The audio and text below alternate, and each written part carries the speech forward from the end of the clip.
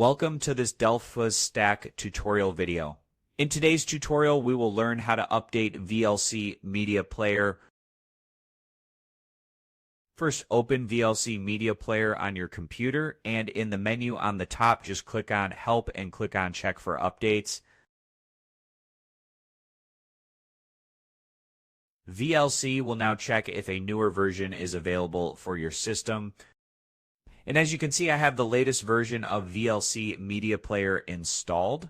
But if an update is available, a prompt will appear showing the new version details. Click the Yes or Download button to start downloading the update. Follow the on-screen instruction to install the update. After installation, reopen VLC Media Player to ensure the update was applied successfully. If no update is found, VLC will notify you that you are already using the latest version. And that's it. We just learned how to check for updates in VLC Media Player and install the latest version using the built-in update features.